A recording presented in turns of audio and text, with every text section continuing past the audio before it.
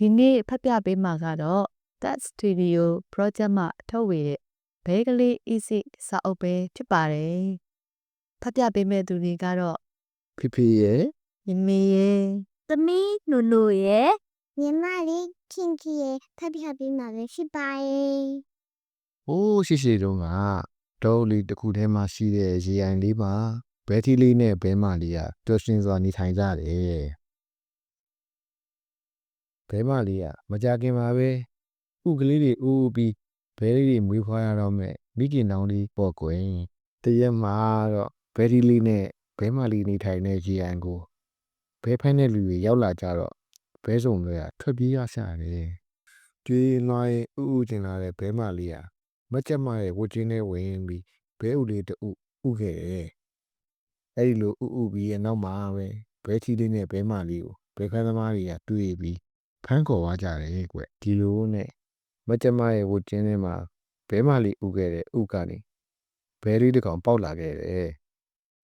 ဒီဘဲလေးကိုမကြက်မကပဲသူ့သားလေးတယောက်လိုဆောက်ရှောက်ပေးတဲ့ဘဲလေးနာမည်က easy တဲ့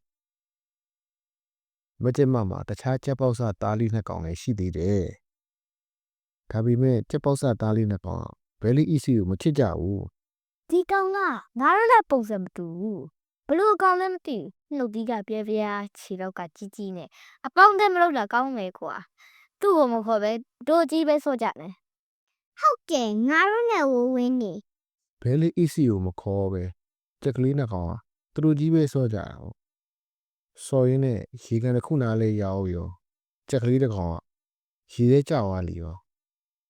ဒီတော့ကုန်းပေါ်မှာကြံနေတဲ့ကြက်ကလေးကအကူနီတောင်းတဲ့ ကဲကြပါအောင်ကျွန်တော်ကြီးလေးရေထဲကျသွားလို့ကဲကြပါအောင် ဒီအချိန်မှာပဲကစားပေါ်မရှိပဲအဖော်မဲ့ပြီးတော့ပြင်းနေတဲ့ဘဲလေး easy ကရေထဲကိုဆင်းသွားပြီးတော့ရှင်နေနေတဲ့ကြက်ကလေးကိုကဲလိုက်တဲ့ဘဲလေး easy ရေထဲကနေကဲပေးလိုက်လို့ကုန်းပေါ်ကိုကြက်ကလေးရောက်လာတဲ့အခါမှာမက်ချက်မကြီးက သားတို့ရေရုပ်ရည်မတူတာမျိုးရိုးမတူတာအရေးမကြီးဘူးကွအရေးကြီးတာကအားလုံးစီလုံးညီညွတ်ပြီးတဦးကိုတဦးဖေးမကူညီကြဖို့နဲ့